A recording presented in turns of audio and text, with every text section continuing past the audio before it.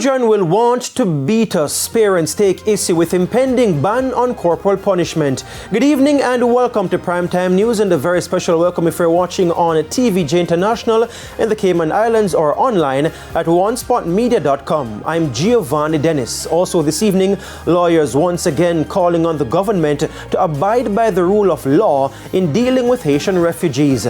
And opening a bank account without the hassle. BOJ predicts better customer experience with new system.